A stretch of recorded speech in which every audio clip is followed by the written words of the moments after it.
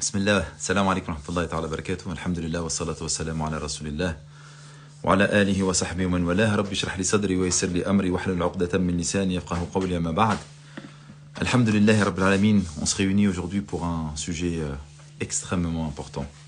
On pense beaucoup en fait qu'on a un petit islam spirituel, un islam où je peux choisir un petit peu mes adorations, quand je peux les faire, de quelle manière je peux les faire, où je vais les faire, avec qui je peux les faire, etc. etc.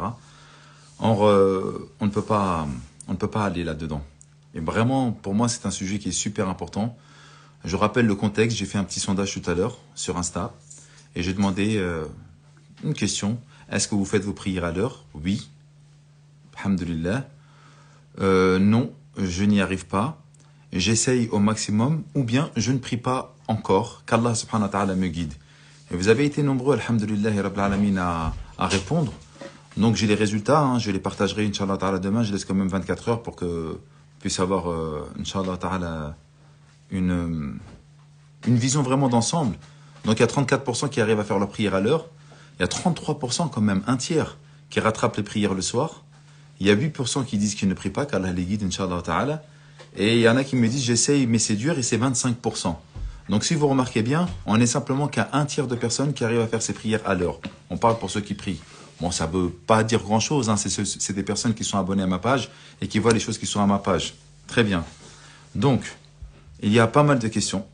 On va accélérer, Inch'Allah ta'ala, et on va parler, bi'idhnillah ta'ala, peu. Donc, comme d'habitude, je vais couper les commentaires. Pourquoi couper les commentaires? Pour pouvoir être véritablement concentré et pour que vous-même vous puissiez être concentré. Je vais dire des choses qui vont peut-être piquer, que vous n'allez pas apprécier, mais Inch'Allah ta'ala, vous aurez la parole. Et Inch'Allah ta'ala, j'aimerais vraiment qu'on puisse être véritablement concentré que sur le sujet du soir. Ce que j'essaierai de faire au fur et à mesure, c'est de parler des sujets qui nous concernent, des sujets d'actualité et des sujets qui puissent être utiles avec notre quotidien. Donc c'est vraiment important de faire cette chose-là. Bismillah. Je coupe les commentaires. Hop. Et si vous avez une boîte à questions, enfin là, vous avez une boîte à questions, si vous avez des questions, bi'idhnillah ta'ala, vous me posez directement la question là-dessus. Alors pourquoi la prière c'est hyper important? Il y en a beaucoup en fait qui vont beaucoup investir dans tout ce qui est aspect matériel des choses. C'est-à-dire qu'ils vont faire confiance aux causes et non pas au maître des causes. Je m'explique. La manière dont on va gérer les choses, c'est qu'on va dire, voilà, moi il me faut un appartement, j'aimerais bien trouver bi'idhnillah ta'ala l'amour de ma vie, j'aimerais que mes enfants puissent être bien éduqués, j'aimerais pouvoir avoir une aisance financière pour pouvoir appréhender la vie de la meilleure des manières, etc. Et donc, on va se donner énormément de moyens par les études, par le choix de l'époux, par l'endroit dans lequel nous allons vivre, par l'achat de la maison, par le fait de choisir un appartement qui va nous permettre d'être dans les meilleures, dans les meilleures dispositions pour pouvoir vivre de manière correcte. Très bien. J'aimerais commencer avec le hadith du prophète alayhi salam qui nous dit que la prière, c'est une chose véritablement importante. Au-delà d'être le deuxième pilier de l'islam, il nous dit as-salat idha salahat salaha al-amalu kulluh wa idha fasadat fasada al-amalu kulluh. C'est une parole qui est très importante. Notre bien-aimé sallallahu alayhi wa sallam nous dit que lorsque la prière est bonne, eh bien toutes les actions, tout le reste est bon. Tout le reste est béni. Mais lorsque la prière n'est pas bonne, eh bien toutes les actions ne sont pas bonnes et rien n'est béni. L'acte principal qui fait de nous des musulmans et qui fait de nous en fait des personnes qui sommes impliquées dans l'adoration du miséricordieux Allah subhanahu wa ta'ala, c'est de l'acte qui est en rapport avec la prière. On va faire des actes d'éclat pendant Ramadan, on va faire des umrah, on va faire peut-être des hajj, etc. On va donner des sadaqat. Tout ça, wallahi, masha'Allah, tabarakallah, je vous invite à continuer et je vous félicite du plus profond de mon cœur par rapport à toutes ces actions-là. Mais la prière, quand même, qui est le pilier le plus important après la profession de foi, beaucoup, malheureusement, la négligent.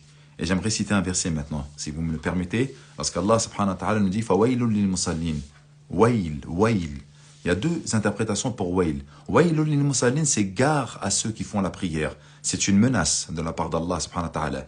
Et là, on pourrait s'étonner, comme je le dis, dans ce que je vous ai partagé tout à l'heure, gare à ceux qui font la prière, mais on dirait gare aux meurtriers, aux fornicateurs, aux menteurs, aux voleurs, à ceux qui mentent, à ceux qui font des péchés. Or Allah, dans cette sourate, dans la sourate de l'ustensile Al-Ma'oun, il dit « Fawailul lil musallin » gare à ceux qui font la prière. Mais lesquels? Et pourquoi donc? Pourquoi, ya Allah, tu nous menaces alors que, subhanallah, nous essayons de nous rapprocher vers toi? Et Allah Jalla fi'ala nous dit « Alladhina hum an salatihim sahun » ceux qui sont négligents dans leur prière. Qu'est-ce que ça veut dire être négligent dans la prière? C'est un rappel, vous le savez. C'est les personnes qui vont ne pas faire les prières à l'heure par négligence, en se donnant des raisons qui ne sont pas validées et légiférées par notre religion. C'est ça, gare. Et wail également, il y a une deuxième interprétation, et qu'Allah nous préserve de cela. J'espère que de l'autre côté de votre écran, vous direz Amin. C'est une rivière de feu, ou une rivière de métal en fusion, qu'Allah nous préserve, dans lequel ceux qui ont été négligents dans leur prière vont tomber dedans. Allahu Akbar. Mais on n'aime pas parler de l'enfer. Il ne faut pas parler de la mort, il ne faut pas parler des châtiments, etc. Parce que c'est des choses en fait qui vont piquer notre perception de l'islam où tout doit être beau, tout doit être joli. Mais écoutez bien, Allah subhanahu wa ta'ala nous parle plusieurs fois de l'enfer dans le Coran. Le prophète alayhi salatu salam nous a donné plusieurs fois des recommandations, des exhortations pour essayer d'éviter le feu de l'enfer. Donc si Allah nous parle de l'enfer, particulièrement dans le sujet qui est en rapport avec la prière, nous devons tendre une oreille attentive à cela. Mais oui, vous savez, des fois, je suis en train de parler avec vous, je me dis, est-ce qu'ils comprennent un petit peu ce que je suis en train de dire? Ils me parlent d'islam, je le vois avec sa barbe, avec ses chapeaux, etc. Lui, il est dans un monde, en fait. En fait, lui, il n'est pas comme nous, hein. Lui, il croit que on n'a pas de charge, on n'a pas de loyer, on n'a pas une vie à vivre, on n'a pas d'enfants, etc. Je cours partout pour essayer de vivre ma vie. Et lui, avec sa petite pilosité bien fournie, avec son chapeau, etc., il se prend pour qui? Mais est-ce qu'il vit avec notre époque? Est-ce qu'il vit avec notre temps? Est-ce que c'est quelqu'un de contemporain? Est-ce qu'il se rend compte de la réalité de notre quotidien? Peut-être que parmi vous, certains se posent ce type de questions. Et vous avez le droit de vous poser ce type de questions. Mais s'il y a bien une personne qui est en rapport et qui comprend parfaitement la réalité de notre contexte, Wallahu ta'ala a'lam, parmi d'autres bien entendu, je suis et je fais partie de ceux qui comprennent ce contexte. Je sais exactement de quel bois nous sommes faits. Je sais les souffrances et les difficultés que nous avons à pratiquer notre religion. Mais ce dont je suis en train de parler aujourd'hui, malheureusement ou heureusement, ça dépend de comment vous allez voir les choses, ce n'est pas de la prière. Wallah el-azim que non. La prière n'est qu'une matérialisation de notre concrétisation de notre relation avec Allah subhanahu wa ta'ala. Et j'ai employé deux termes. On pourrait dire que c'est un pléonasme, mais c'est un synonyme fort. Matérialisation, je matérialise en montrant d'un aspect extérieur ma confiance absolue que j'ai vis-à-vis d'Allah et je concrétise de façon intérieure la confiance que j'ai en Allah subhanahu wa ta'ala. C'est ça ce que ça veut dire la prière. Je répète le hadith.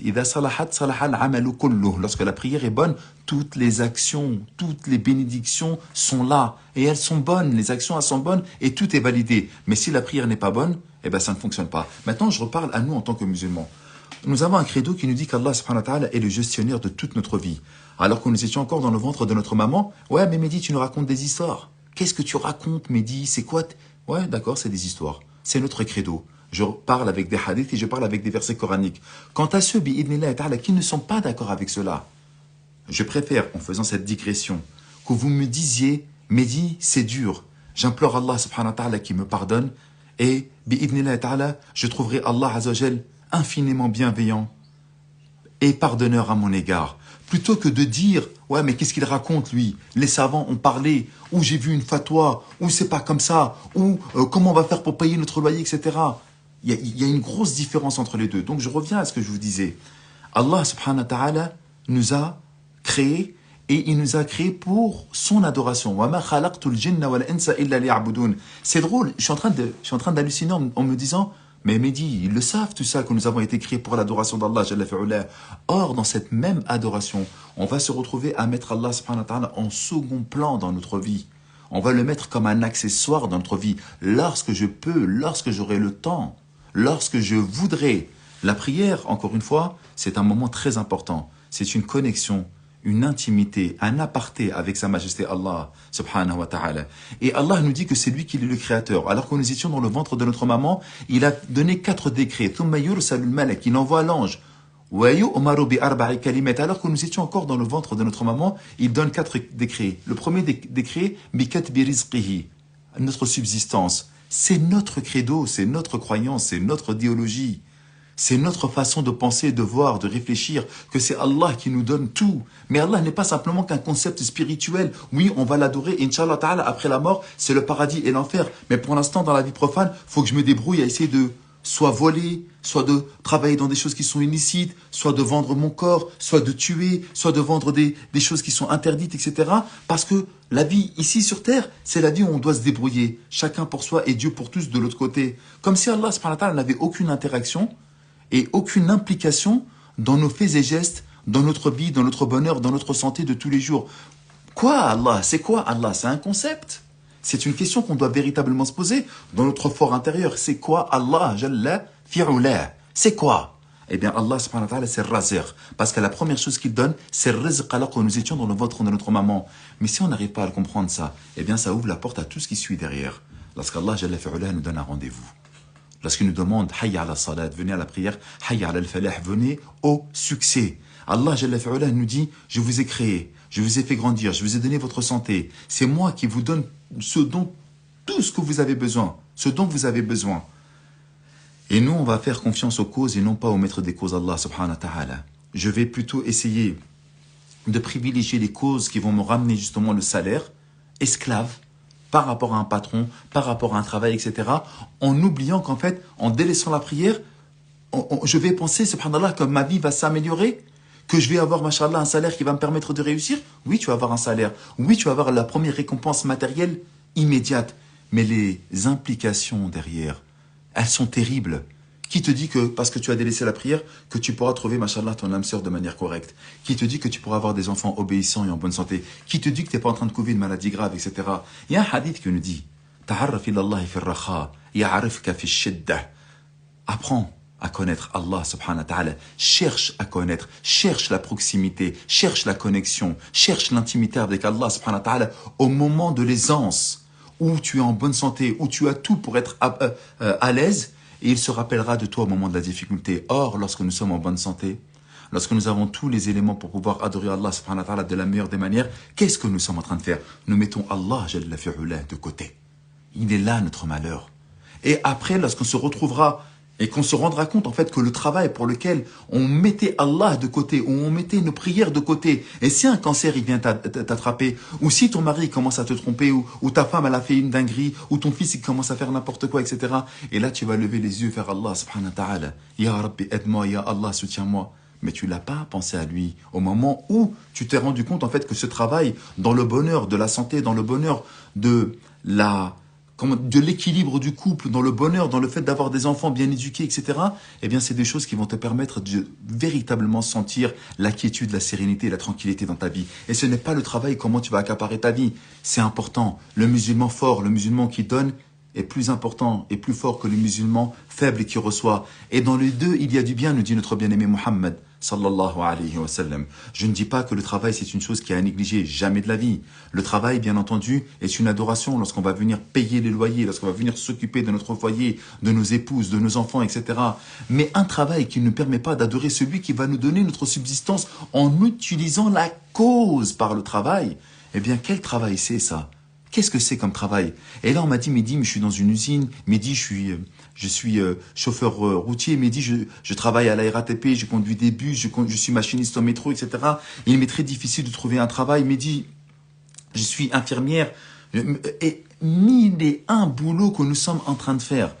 Il y a un frère qui m'a envoyé un message tout à l'heure sur Snap. Il m'a dit, Mehdi, on est 6 millions de musulmans. Et donc, si ces 6 millions de musulmans commençaient à faire leur prière à l'heure, comment on pourrait faire pour pouvoir s'organiser? Et moi, je me suis dit, mais subhanallah, justement, on est 6 millions de musulmans et on n'arrive toujours pas à faire la prière à l'heure. Et écoutez bien ce que je suis en train de dire. Je n'ai pas encore parlé du cas des collégiens, des lycéens et des universités. Je n'ai pas encore parlé de ça. Ça arrive tout de suite. Mais avant tout, ceux qui sont déjà installés dans la vie active, ceux à qui Allah Jalla fi'ula leur a permis d'avoir un travail, ceux à qui Allah subhanahu wa ta'ala leur a permis d'avoir un appartement, parce que c'est Allah qui donne. Encore une fois, on a oublié, tu penses que c'est le 1% patronal. Tu penses que parce que tu connaissais un mec à la mairie, etc. Mais Allah, il utilise des causes pour pouvoir arriver à nos fins. Mais celui qui donne, c'est Allah. Et le problème, et c'est ça qui me fait peur, c'est ça en fait qui me fait enrager et qui m'inquiète plus que tout, c'est est-ce que véritablement on prend conscience que c'est Allah qui donne?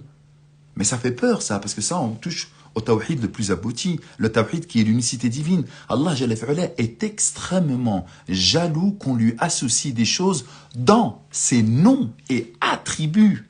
Dans ses noms et attributs. Par exemple, le nom Allah, personne ne va s'appeler Allah. Ar-Rahman, celui qui englobe tout le monde dans sa miséricorde, personne ne va s'appeler Ar-Rahman. Par contre, Allah, il a également des attributs. Ar-Razaq. Et le seul qui est Razaq, c'est Allah. Mais nous avons donné de manière indirecte, écoutez bien ce que je suis en train de dire, c'est important, de manière indirecte des associés à Allah, subhanahu wa ta'ala. Lorsque je délaisse ma prière en pensant que c'est mon travail qui va me permettre d'avoir justement ma subsistance, qu'est-ce que j'ai fait comme choix? Qu'est-ce que j'ai montré? Qu'est-ce que j'ai indiqué? J'ai indiqué en fait, subhanallah, que j'avais plus confiance en ces causes-là. Maintenant, soyons concrets. Est-ce que je vais arrêter tout de suite mon travail? Jamais de la vie. Si mon travail ne me permet pas, pour X et Y raison, de justement faire correctement mes prières à l'heure, et wallah et l'adim, la plupart du temps, on ne cherche pas. Mais j'en parlerai également après, et je ne vais pas rester trop longtemps. On ne cherche pas véritablement des endroits pour pouvoir faire la prière. Je ne vais pas parler de moi, mais je vais parler des cas de milliers, de dizaines de milliers de musulmans que lorsqu'ils essayent de trouver un endroit pour pouvoir adorer Allah subhanahu wa ta'ala, ils ont toujours trouvé des endroits. Subhanallah. Allah Jalla fi'ula nous dit, encore un verset. Oh là là, me dit, tu nous saoules avec tes versets? Non. Je vous dis juste qu'en fait, Allah subhanahu wa ta'ala a pris en compte nos difficultés. Vous pensez qu'il a révélé le Coran que pour l'époque du prophète, alayhi salatu salam, que le Coran c'était simplement que pour des gens qui vivaient il y a 1400 ans? Mais ça aussi, c'est une ignorance qui est terrible de penser que le Coran est simplement anachronique. C'est-à-dire qu'il n'est pas en correspondance, en conformité avec notre temps. Allah subhanahu wa ta'ala nous dit « Quant à celui qui craint Allah, quant à celui qui place entièrement sa confiance en Allah, quant à celui qui va s'habiller de la piété, de l'habit de la piété, il va lui trouver une issue favorable à ses problèmes. » Moi, ça me touche lorsque j'écoute ce type de verset, lorsque je récite ce type de verset et lorsque je vous parle de ce type de verset.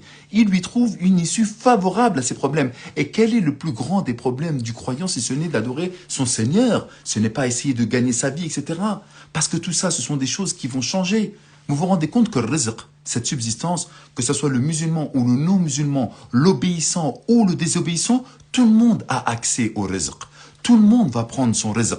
Personne, lorsqu'Allah subhanahu wa ta'ala a créé une âme, qu'elle soit animale, qu'elle soit végétale ou qu'elle soit humaine, Allah jalla fi'ala l'a créée avec son rizq. Donc que ce soit obéissant ou non obéissant, musulman ou non musulman, tout le monde a accès au rizq. Donc on ne va pas mettre Allah de côté ou à dos pour justement avoir une chose qui a déjà été décrétée alors que nous étions dans le ventre de notre maman. Ça ne marche pas cette chose-là. Donc il lui trouve une issue favorable à ses problèmes. Et il lui donnera de sa subsistance d'un endroit d'où il ne s'y attendait même pas. Encore une fois, on parle de credo et de croyance. C'est dur ce que je suis en train de dire. Pourquoi? Parce que ça implique un changement profond dans votre vie. Lorsqu'on délaisse une chose pour Allah, Allah nous remplace cette chose-là par quelque chose de meilleur. Eh ouais, on parle de quoi? De confiance. On parle de quoi? De tawakkul. Le fait de s'en remettre. Mais moi, j'ai un métier qui est difficile. Je travaille dans les assurances et dans les banques. J'ai un salaire. Malheureusement, j'ai contracté un prêt par intérêt usuraire, donc haram. Je me suis mis déjà en porte-à-faux avec Allah subhanahu wa ta'ala. Je suis pieds et mains liés dans mon crédit. Je suis pieds et mains liés dans mon loyer. Je suis pieds et mains liés. J'ai fait des choses, mais j'ai envie de changer maintenant. Allah Jalla fi'ala est infiniment miséricordieux. Allah subhanahu wa ta'ala regarde le cœur de chacun d'entre nous. Qu'est-ce que tu vas faire? Tu ne vas pas te complaire dans ton travail. Tu vas commencer à changer et à mettre les choses en place pour changer ta situation. C'est-à-dire que je ne vais pas lâcher une liane en disant « Ah, ce métier, il est haram, je travaille dans quelque chose qui est interdit » pour justement te retrouver à tomber dans le vide abyssal. Non, tu gardes ce travail que tu as haram, mais tu commences activement à chercher autre chose. Et Allah Jalla fi'ala, il voit que tu as initié. Rappelle-toi la parole du prophète alayhi salatu wassalam, dans le hadith Qudusi où Allah subhanahu wa ta'ala qui parle, lorsque mon serviteur fait un pas vers moi, j'accours vers lui. Lorsque mon serviteur se rapproche de moi d'un empan, je me rapproche de lui d'une coudée. Lorsqu'il vient à moi d'une coudée, je fais un pas vers lui. Et lorsqu'il fait un pas vers moi, j'accours vers lui. Mais c'est qui parle encore dans le hadith Qudusi? C'est Allah. Alors lorsque moi je suis dans un métier qui est illicite, ou lorsque je suis dans une activité qui ne me permet pas, et franchement encore une fois je le répète, c'est infime, parce qu'on arrive toujours à faire ses prières à l'heure. Plusieurs frères et plusieurs sœurs m'ont raconté qu'ils sont partis soit au culot ou qu'ils ont trouvé des endroits pour pouvoir faire leur prière à l'heure. Lorsqu'on fait un pas vers Allah, subhanahu wa ta'ala, Allah il nous trouve une issue favorable. Mais si, pour X ou Y raison, tu n'as réellement pas trouvé un endroit où que ton patron t'a vu en train de prier et qu'il t'a viré, pour Allah, parce que tu as adoré Allah, penses-tu que le Créateur suprême des cieux et de la terre, Allah, Jalla fi'ula, il va te délaisser? Est-ce que tu peux imaginer une seconde cette chose-là? Mais en tant que croyant, on ne peut pas imaginer cette chose-là. Alors que vaut réellement notre foi? Mais c'est justement, c'est ça, matérialiser sa foi, c'est ça, montrer sa confiance en Allah. Ya Rabbi, dans cette dunya, j'avais peur, je me suis lancé dans le vide, mais je savais que tu étais là. Ils m'ont vu en train de prier, subhanallah. Et moi, je voulais garder ce travail, mais ils m'ont viré alors que j'essayais de me défendre, etc.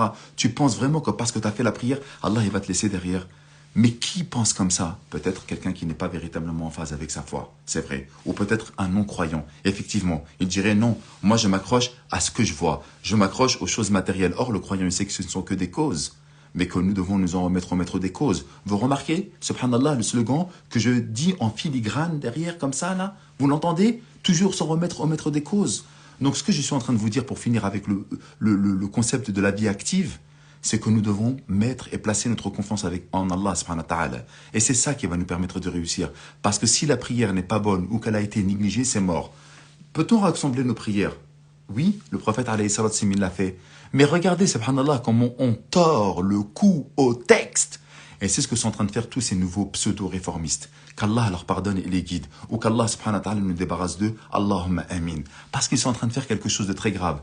Vous savez, Allah subhanahu wa ta'ala, dans la foi, dans l'islam, dans les communautés qui nous ont précédés, le judaïsme, le christianisme et tous les autres, Allah Jalla fi'ula a toujours testé les serviteurs. C'est quoi un test? C'est, hé mon serviteur, je vais te donner quelques petites difficultés dans la vie, d'accord? Mais ces petites difficultés-là, si tu as confiance en moi, elles ne seront qu'infinitésimales comparées au succès que tu recevras derrière. Wallah, et c'est ça. Dans tous les livres, que ce soit dans la Torah, dans la Bible, etc., Allah a toujours testé ses serviteurs.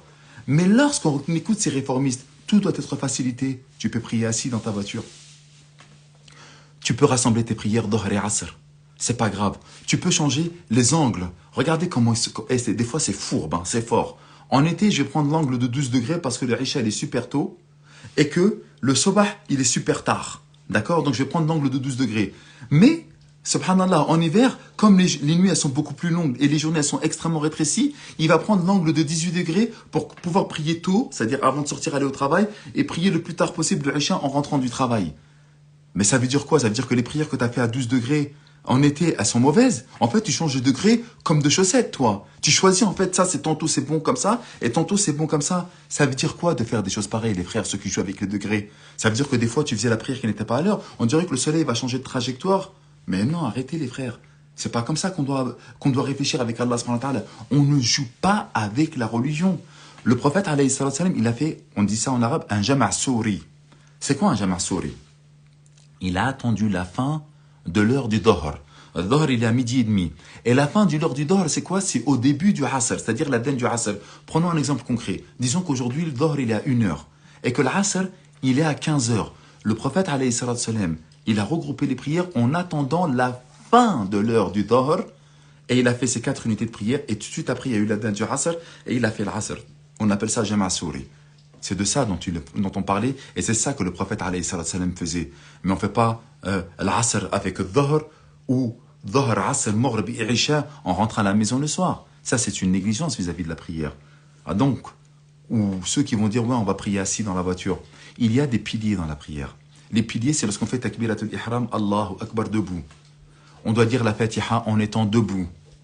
On doit faire le ruku', on doit poser le front par terre, faire le sujoud. Tout ça font partie des piliers de la prière. Mais lorsqu'on ne fait pas ces piliers, on a le droit de ne pas faire le sujoud, on a le droit de ne pas faire le recours, on a le droit de ne pas prier debout. Mais lorsque nous avons des raisons valables qui le permettent, une maladie, le fait que je suis paraplégique, le fait que je ne puisse pas me lever, le fait que je me suis retrouvé enfermé dans une cage, etc., où je ne peux pas faire toutes ces choses-là. Là, ce sont des raisons qui sont valables, ce sont des raisons qui est appuyées par la nécessité. Mais lorsque tu n'es pas infirme, en bonne santé, et que tu pries dans une voiture, pourquoi en fait? Par le regard des gens? Parce que tu as peur? Parce que tu n'as pas trouvé un endroit qui peut être tranquille? Eh bien là, ils vont dire quoi? Ouais, je peux pas prier. Mais en fait, ça, c'est pas une raison valable dans l'islam. Parce que l'adoration du maître des cieux et de la terre est une fierté pour nous. Ou encore, il y a une autre chose qui est incroyable également, c'est ceux qui vont dire que nous allons prier assis. Pourquoi il faut prier assis? Parce que des fois, ils vont même pas être en direction de la Qibla. La voiture, elle est là-bas, et pourtant, parmi les conditions de la prière, c'est d'être en face de la Qibla. Mais tout ça, ça indique quoi en fait? Ça indique que notre prière, la valeur que nous donnons à notre prière, et ça c'est important, ce que j'aimerais dire, c'est que vous aimez Allah subhanahu wa ta'ala et vous vous sentez mal à l'aise, ça vous pèse. je sais que ça vous pèse, je sais que c'est difficile. Wallah, et que je le sais, je suis passé exactement par les mêmes difficultés que vous. Mais il y a des moments où nous devons privilégier Allah subhanahu wa ta'ala plus que tout. C'est une question de doctrine, de credo. C'est ça qui va nous permettre, Inch'Allah ta'ala, encore une fois, d'avoir la félicité dans notre vie. Lorsqu'on regarde toutes ces raisons que je viens de citer, que ce soit le fait de prier assis, ou le fait de regrouper les prières, ou le fait de je ne sais quoi, tout ce que je viens de dire concerne des personnes qui aiment Allah subhanahu wa ta'ala. Ce sont des personnes qui tendent vers Allah subhanahu wa ta'ala. Wallahi que vous avez déjà fait la moitié du chemin. Et barakallahu fikum. Vous n'avez pas délaissé la prière comme beaucoup qu'Allah subhanahu wa ta'ala les guide et les illumine dans le sentier de la droiture et de l'islam. Vous faites les efforts pour vous rapprocher d'Allah. On ne va pas vous jeter la pierre. On ne va pas vous dire, ouais, vous faites partie de ceux qui vont être dans le fleuve de feu dans l'enfer ou ceux qui avaient été négligents dans la prière. Non. Tout ce que je suis en train de vous dire, c'est qu'il faut valider l'essai. Il faut que vous alliez au-delà de ce que vous avez fait comme effort. Parce que là, on se complaît dans la facilité. Mais si on se complaît tout le temps dans la facilité, eh bien la religion elle va s'effacer. Je vais prier assis dans mon bureau. Je vais prier sans que ce soit en direction de la Qibla, etc. Pourquoi ? En fait, on tombe dans la facilité. Comme lorsqu'on va parler des questions du foulard, comme lorsqu'on va parler des questions de l'intérêt, comme on va parler de 1001 questions qui ont rapport avec l'islam, on va toujours trouver des facilités. Ah, tu passes ton bac, ne gêne pas, c'est pas grave. Vous savez ce qu'on est en train de faire en cherchant tout le temps des facilités? On est en train d'annihiler l'islam, on est en train d'effacer notre belle et noble religion. Il n'y a plus d'effort. Donc si à chaque fois que j'ai une difficulté, eh bien, je vais demander à un savant, entre guillemets, ou à un imam qui va me trouver une rursa, une fatwa pour me faciliter, quand allons-nous fournir des efforts? Quand allons-nous montrer que c'est dans l'effort que nous aimons Allah subhanahu wa ta'ala? C'est quand qu'on va le montrer, s'il vous plaît, si tout est facilité? Et maintenant, le sujet de l'école. Vous voyez très bien dans l'actualité. Oh là là, attention, sujet épineux, Mehdi, attention, dans quoi tu vas te lancer là? Alors sachez bien que, avec toute la crise énergétique, climatique, environnementale, avec la guerre en Ukraine et peut-être bientôt la 3e guerre mondiale, etc., eh bien les autorités de notre pays ainsi que les médias ont de problèmes connaisseurs qui vont venir avec des jupes longues ou ceux qui vont prier à la fac, etc. Alors il est interdit de prier à l'école. D'accord? C'est un fait, ils ne veulent pas qu'on prie à l'école. Aucun problème. Vous savez, si vous arrivez à prier à l'école, que ce soit dans les 1001 endroits, etc., alhamdulillah rabbil alamin. Mais si vous n'arrivez pas à prier à l'école et que ça vous pèse, écoutez bien ce que je suis en train de vous dire, c'est très important parce que c'est le cœur de notre discussion, mais que ça vous pèse. Tu es un jeune lycéen, tu es balir, tu es mukallaf. C'est-à-dire que, subhanallah, maintenant, la plume, elle note tes bonnes et tes mauvaises actions. Tu es pubère, tu es un homme. Pareil pour toi, ma sœur. Eh bien, lorsque vous n'arrivez pas à prier à l'école, ou au lycée, ou au collège, etc., parce que c'est interdit, parce qu'on vous met la pression, parce qu'on vous montre du doigt, parce qu'on est en train de vous épier, de vous espionner, qu'on est en train de vous surveiller 24/24, eh bien, vous n'avez pas réussi à faire votre prière. Allah, Jalla fi'ulah, il le voit au-dessus des 7 cieux. Vous aviez l'obligation de faire la prière à l'heure, sans aucun doute possible, parce que vous êtes des mukallifines. Mais si vous n'avez pas réussi à la faire, alhamdulillah rabbil alamin, Allah Jalla fi'ulah connaît le poids que vous aviez sur les épaules, telle une montagne. Il sait, subhanallah, la douleur que vous aviez dans votre cœur. Et rien que cela, bi'ibnillah ta'ala, vous serez excusé. Mais de là à croire que, ouais, non, c'est pas grave, je peux rattraper le soir, etc., sans que rien n'effleure votre cœur, il est là le danger. Il est là le danger.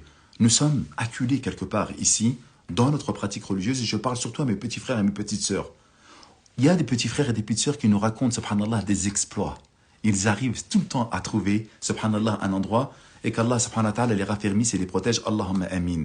Mais si vous n'y arrivez pas, parce que les lois de notre pays ne le permettent pas, eh bien, alhamdulillah, rabbil alamin, ayez au moins, justement, cette douleur qui est au fond de votre cœur, en espérant toujours essayer de trouver une solution. C'est ça qui vous est demandé. C'est ça qui vous est demandé. N'essayez pas de regarder surtout l'aspect matériel des choses en disant « ouais, j'ai pas prié », mais essayez plutôt de regarder comment votre cœur accepte l'information que je n'ai pas pu adorer Allah subhanahu wa ta'ala au moment où lui m'a donné rendez-vous.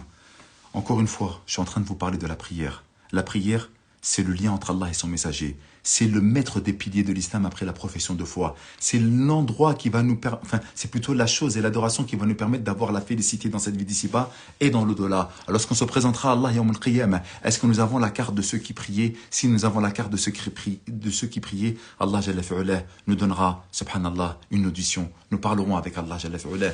Mais quant à ceux qui ne prient pas, il y a une école juridique qui dit que ceux qui ne prient pas, ils font partie des kafirin. C'est une école marginale, subhanallah, mais ils disent qu'ils ne sont même plus croyants. On ne prie pas sur eux, on ne les enterre pas dans les cimetières des musulmans, on ne marie pas nos filles à ces gens-là, etc., etc. Encore une fois, c'est un avis marginal. Mais peu importe, peu importe. Lorsqu'on regarde les avis des 4 écoles juridiques, tous sont unanimes pour dire que la prière est extrêmement importante. Donc ne soyons pas négligents avec cette chose-là. Encore une fois, je vous le dis du plus profond de mon cœur. Si vous voulez améliorer votre état de vie, si vous avez des problèmes sociaux, affectifs, avec votre famille, amoureux, avec votre conjoint, etc., etc., la seule chose qui va nous aider, c'est la prière. Lorsque le prophète alayhi salam avait un problème, il se réfugiait dans la prière. Lorsqu'un croyant il a un problème, il se réfugie dans la prière. Mais se réfugier dans la prière, ça veut dire quoi? Ouais, se réfugier dans la prière, ça veut dire quoi? Ça veut dire en fait, je vais me mettre en aparté. Je vais rentrer dans une intimité avec le Créateur, Allah Jalla fi'ala, pour qu'il trouve une solution à mes problèmes. S'il vous plaît, matérialisons Allah dans notre vie, concrétisons Allah subhanahu wa ta'ala dans notre vie, donnons une existence réelle, concrète d'Allah subhanahu wa ta'ala dans notre vie. Arrêtons de le prendre comme un concept. C'est un manque de respect évident. C'est une source de malédiction. C'est une source de perdition totale que de mettre Allah au second plan ou de le considérer comme un concept. Vous vous rendez compte, Allah, dans ses 99 noms et attributs, combien il a parlé de nous et combien de fois il nous dit dans le Coran que celui qui donne, subhanallah, c'est lui qui ne peut pas avoir d'enfant, c'est lui qui fait tomber la pluie, c'est lui qui fait pousser les nuages, les vents, etc. C'est lui qui fait sortir l'eau des sources, etc. C'est lui qui nous donne toute notre subsistance. Et nous, Allah Azzawajal, on le met de côté, ce n'est pas possible. Voilà pour moi aujourd'hui ce que je voulais vous dire. Je regarde, il y a 62 questions, je vais essayer d'en prendre quelques-unes, mais je ne pourrai pas tous les lire, Inch'Allah ta'ala. En fait, je pense que j'ai tout répondu, j'ai même pas besoin de regarder les questions, mais je vais quand même regarder. Et j'aimerais bien qu'Allah fasse miséricorde à tous ceux. Ok, bon voilà. Il y a des questions qui reviennent toujours pareil. Je vais essayer de répondre à quelques-unes. Il y a des métiers qui sont illicites. Les métiers d'assurance. J'ai expliqué pourquoi les assurances elles étaient illicites dans plusieurs vidéos. Les métiers de banque. Les métiers où on vend exclusivement de l'alcool ou des substances illicites. Tous ces métiers-là sont interdits par notre religion. Ceux qui travaillent dans les casinos, ceux qui sont videurs dans les boîtes de nuit, ceux qui sont sécurité dans les choses où on y commet du haram, etc. Tous ces métiers-là sont interdits. Mais en fait, une fois que je vous ai dit cette chose-là, revenez à ce que je vous ai dit auparavant. Ça veut dire quoi? Mais moi, on m'a dit j'ai un loyer, etc. Et je n'ai que ce métier-là. Commence à te former. Commence à faire quelque chose. Commence déjà à faire l'istighfar, à demander pardon à Allah subhanahu wa ta'ala. Pourquoi? Pour faire en sorte que tu puisses changer de métier, pour évoluer vers un autre métier. Même si tu es encore dans le haram, dans les assurances, dans les banques, etc., initie le changement. C'est ce qui t'est demandé. Et Allah Jalla fi'ala regarde notre cœur. Innamal a'malu binniyat. Les actes ne valent que par leur intention. Tu as mis l'intention de vouloir changer. Tu as commencé à essayer de changer de métier. Eh bien, bi'idnillah ta'ala, Allah Azza wa Jalla va te faciliter. Mais ne te complais pas dans ce qui est haram. J'essaie de prendre une autre question. Comment faire pour prier à la fac? Voilà, comment faire pour prier. En fait, voilà, vous savez, on parle d'un point de vue général, et ensuite il va y avoir du cas par cas. Eh bien, le cas par cas, c'est à vous de trouver une solution. Allah Azza wa Jal, c'est lui qui va vous trouver une solution. Chacun a une situation qui est problématique. Celui qui veut faire quelque chose trouve un moyen par la grâce d'Allah. Et celui qui ne veut pas faire quelque chose et qu'Allah nous préserve de cela, trouve des excuses. Ne soyons pas de ceux qui trouvent des excuses, mais soyons des personnes, pardonnez-moi, qui trouvent des moyens de pouvoir changer les choses. C'est ça qui est demandé. Donc là, si je vais dire, ouais, je suis à la fac, je suis à l'école, je suis machiniste, etc. Bien entendu que chacun, il va avoir un cas spécial. Est-ce que vous pensez véritablement que ce direct-là, il va donner une réponse à chacun d'entre vous? C'est pas possible. On parle de manière substantielle, on parle de l'essence, on parle d'un point de vue général et chacun viendra avec sa petite solution dans sa case qui est bien appropriée. C'est ça qui est demandé. On ne va pas parler du cas par cas. Je regarde une dernière fois s'il n'y a pas une question qui puisse être bien. Merci mon frère, barakallahu fik. Oui, barakallahu fik, salam alaikum. Est-ce qu'on doit rattraper toutes les prières qu'on n'a pas fait quand on était jeune? Et comment les calculer s'il vous plaît, barakallahu fikum? Ça fait partie du sujet. Encore une fois, on doit rattraper toutes les prières qu'on a manquées lorsque nous étions jeunes ou lorsque nous étions vraiment loin d'Allah subhanahu wa ta'ala. Mais une fois que nous avons dit ça, écoutez très attentivement ce que je suis en train de dire. Parfois, il y a des personnes, en voulant rattraper les prières qu'ils n'ont pas faites, ils se retrouvent à délaisser les prières qu'ils sont obligés de faire maintenant, aujourd'hui. Pourquoi? Parce qu'ils ont tellement à faire qu'ils se retrouvent, subhanallah, à ne pas faire les prières d'aujourd'hui. Mon conseil, et ça c'est une chose que les 4 savants des 4 écoles juridiques disent qu'il faut rattraper les prières. Mais vous vous connaissez mieux que n'importe qui.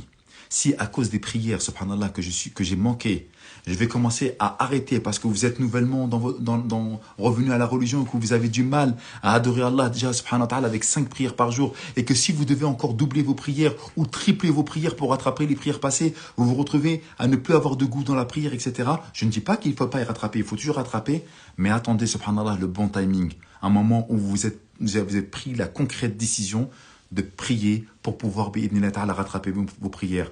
Mais sachez une chose, il y a des choses plus importantes. C'est déjà de construire à partir de maintenant, du moment présent, à tawbatan nasuha, un repentir sincère, et de commencer déjà à initier, à installer une prière pour qu'elle ne s'arrêtera plus jamais de votre vie.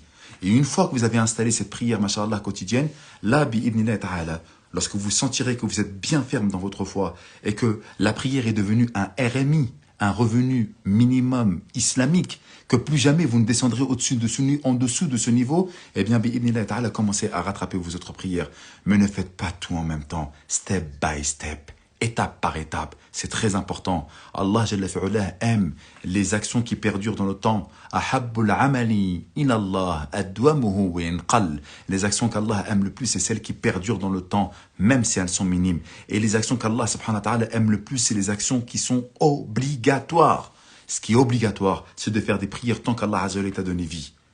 Le rattraper, effectivement, il faut le faire et c'est obligatoire. Mais concentre-toi déjà à installer une foi concrète et forte dans ta vie. Je reprends encore une dernière question. Il ne faut pas que le live dure trop longtemps et je n'ai pas envie non plus de vous assommer. Le live sera, Inch'Allah Ta'ala, en rediffusion. J'ai loupé une partie du live. Pouvez-vous me dire si c'est possible de rassembler le Dohr et Asr au travail? Vous regarderez, bi'idnillah Ta'ala, j'ai répondu à ce live-là, Inch'Allah Ta'ala. Je peux prier au travail dans les vestiaires qui est équipé d'une cabine de douche. J'ai oublié d'en parler de cette chose-là. Alors écoutez bien, pour pouvoir prier dans les cabines de douche, dans les toilettes handicapées, etc., c'est détestable de prier dans ces endroits-là. Mais si on n'a pas trouvé d'autres endroits, eh bien, on pourra prier pour ne pas faire sortir la prière de son heure. Parce que c'est beaucoup plus important de prier à l'heure que de se retrouver parce qu'on n'a pas trouvé un endroit, entre guillemets, propre.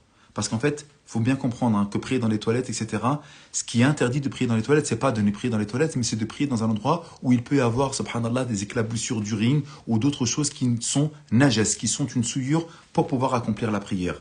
Mais si on n'a pas d'autre endroit, mettre un tapis, eh bien c'est fini. Le tapis, il est propre. Et donc l'endroit où on va mettre nos pieds, nos mains et où on va poser notre front pour le sujoud, eh bien c'est un endroit qui est propre. Eh bien, bi'idnillah ta'ala, peu importe l'endroit dans lequel on sera, si l'endroit dans lequel je vais prier est propre, la prière, Inch'Allah ta'ala, sera valide. Mais encore une fois, c'est détestable de faire ça et il est préférable de trouver un autre endroit. Mais si on n'a pas, on commence par ça et on demande toujours à Allah subhanahu wa ta'ala d'améliorer notre situation. Alors, je regarde ici. Salam alaikum wa rahmatullahi wa barakatuh. Un homme et moi... Ok, question du mariage. Mais on avait dit qu'on parlait de la prière aujourd'hui. S'il vous plaît. Salam alaikum tonton. Puis-je prier dans les toilettes pour les personnes, je viens de répondre, handicapées. Salam alaikum. Ok, ça on y a répondu. Comment savoir combien de prières on a raté? Ça, on répondra sur un prochain live par rapport à ça, parce que c'est un sujet. Tayammum au travail, excellent. Je ne peux pas faire mes ablutions, ou je ne peux pas me retrouver à mettre un pied dans le lavabo, etc. Est-ce que je peux faire tayammum au travail? Ben non, on ne peut pas faire tayammum au travail. Le tayammum ne peut être permis que lorsque il n'y a pas d'eau, ou bien lorsque je ne peux pas faire mes ablutions parce que je suis malade, alité, et que je ne peux pas accéder à l'eau. J'ai de l'eau dans mon appartement, mais je suis alité, j'ai les jambes sciées, je suis tellement malade que lorsque je me lève, j'ai des vertiges, j'ai des vomissements, etc. Donc je ne peux pas aller à la salle de bain. Dès que je me lève, j'ai la tête qui tourne de partout. Eh bien là, je pourrais avoir recours au tayammum. C'est-à-dire le tayammum, c'est les ablutions sèches. C'est ça qu'on appelle tayammum. Mais faire encore une fois la solution de la facilité parce que je suis au travail ou parce que je ne suis dans un endroit qui ne me permet pas de bien faire les ablutions, c'est pas possible. Ensuite, et là c'est une fatwa que je donne de Cheikh Saad al-Kamali par rapport au masah al-khuffayn. Eh bien, chez nous, les Malikis, pardonnez-moi, on est obligé de le faire sur des chaussettes dites de cuir. Mais Shir Saad al-Kamali, le Marocain, al-Maghribi, Hafidahullah Ta'ala, nous a permis de passer l'eau sur des chaussettes qui puissent être épaisses. Et si j'ai des chaussettes fines, je mets une double couche de chaussettes. Il faut qu'elles puissent être épaisses. Et je peux passer, subhanallah, ensuite mes mains mouillées sur les chaussettes pour faire justement al-masah, entre guillemets, ala al-khuffayn, mais là, ce sera ala al-jawrabayn. Et c'est lui qui l'a dit, Hafidahullah Ta'ala. Pourquoi? Parce qu'il y a une mashaqqa. Se retrouver, subhanallah, à mettre un lavabo, il y a le collègue qui rentre, alors, qu'est-ce que tu fais? Tu mets le pied dans le lavabo? T'as pas de lavabo ou quoi chez toi? Non, ça va pas le faire là, comme ça. Donc, lorsqu'il y a une mashaqqa, une difficulté par rapport à ça, parce que le prophète, alayhi salatu wassalam, utilisait justement le khuf, il est permis de le faire sur les jawrabayn, c'est-à-dire sur les chaussettes, par rapport à cela. Mais en fait, encore une fois, il faudra toujours trouver des solutions dans nos références et dans ce que les savants ont parlé. Et ne pas essayer de trouver des solutions farfelues ici et là par rapport à des personnes qui ont parlé ici et là. Tu sais quoi, c'est une question spirituelle. Tu vas prier, mais tu vas être stressé dans ton travail. Et si tu es stressé dans ton travail, qu'est-ce qu'elle vaut cette prière? Alors que si tu peux prier à la maison en mode concret, en mode concentré, ça sera beaucoup mieux. Ce ne sont que des insufflations de démons. Voilà ce que c'est ces choses-là. Ce ne sont que des insufflations de démons. La prière doit être faite à l'heure. Même si tu n'as pas toutes les conditions. Et subhanallah, écoutez bien, c'est mon dernier exemple. C'est extraordinaire, c'est dans l'exemple qui est dans Surat al-Nisa, on appelle ça Salat al-Khawf. Salat al-Khawf, c'était que le prophète, il était dans un combat avec un ennemi qui était en face de lui. Et ils ont fait la prière à l'heure, pendant qu'il y en a qui étaient en sujoud, d'autres étaient debout en train de tenir la garde. Et ceux qui ont fini le sujoud, ils ont reculé et d'autres sont venus pour finir leur prière alors que les autres, ils montaient la garde. Et on parle de vie et de mort, on parle des gens qui peuvent les tuer, on parle de guerre, etc. Et pourtant, Allah Jalla fi'ula a quand même ordonné à son prophète, aux compagnons, aux salaf et salah, de prier à l'heure. Regardez nos raisons aujourd'hui, franchement. C'est pas un petit peu délicat? Alors il aurait pu dire à son prophète, ouais, tu vas rattraper. Attention, là, t'es fait Maïdan el-Jihad, t'es sur un terrain de bataille, c'est dangereux, tu peux avoir atteint, on peut porter atteinte à ton existence et à ta vie, au message de l'islam. Malgré tout cela, ils ont quand même prié une prière à l'heure. Si ça, c'est pas un exemple fort pour essayer de prier à l'heure, pardonnez-moi, je ne sais pas quoi d'autre. Voilà pour moi aujourd'hui ce que je voulais vous dire. Barakallahu fikum pour votre présence. Qu'Allah subhanahu wa ta'ala fasse de nous des musulmans sincères qui plaçons entièrement notre confiance en Allah subhanahu wa ta'ala. Qu'Allah jalla fi'ala pardonne nos manquements. Qu'Allah subhanahu wa ta'ala, le tout miséricordieux, le bienveillant à l'égard de ses serviteurs, puisse faciliter à nos frères et à nos sœurs qui n'arrivent pas à prier au travail ou bien qui sont dans un travail illicite pour leur permettre d'améliorer leur situation et qu'ils puissent bénir leur vie et qu'ils puissent bénir leur mariage, leurs enfants, leur existence et qu'ils puissent encore plus les illuminer dans leur tombe et dans l'au-delà. Parce que, in fine, c'est de ça dont nous sommes en train de parler. C'est de notre rendez-vous inéluctable que nous avons vis-à-vis d'Allah subhanahu wa ta'ala. Et donc toutes les personnes qui étaient présentes à ce live, sachez que cette vidéo, cette interaction que nous avons eue ensemble aujourd'hui, elle témoignera pour ou contre nous, Yawm al-Qiyamah. En fait, à chaque fois, vous pensez que vous êtes en train de venir sur un live Insta, ouais, le frère Mehdi va parler, etc. C'est beaucoup plus profond que ça.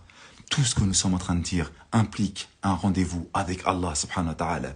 Wallah, vous savez, moi je peux rester chez moi tranquille, etc. Je parle, en fait, je fais ma vie, etc. Mais à un moment ou à un autre, on est des musulmans et il faille rétablir et il faille redonner à l'islam ses lettres de noblesse. C'est ça dont je suis en train c'est de ça dont je suis en train de vous parler. Redonner à l'islam sa consistance, sa réalité première, une adoration vis-à-vis d'Allah subhanahu wa ta'ala seule et exclusive, en le mettant au top de nos priorités, en essayant de montrer, de matérialiser notre amour et notre confiance en Allah subhanahu wa ta'ala. C'est de ça dont on est en train de parler pour avoir, Inch'Allah ta'ala, un rendez-vous avec lui de l'autre côté. Subhanaka Allahumma bihamdika ashhadu an la ilaha illa anta astaghfiruka wa atubu ilayk.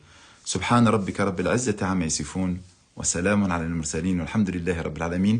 Et il restera, Inch'Allah ta'ala, dans les publications pour que vous puissiez le partager à ceux qui n'ont pas été convaincus. Et je resterai alerte, Inch'Allah ta'ala, à vos commentaires pour essayer de répondre via les stories à d'autres questions qui, je pense, pour moi, ont été pertinentes et dont je n'ai pas parlé ici. Barakallahu fikum. Wassalamu alaikum wa rahmatullahi wa barakatuh.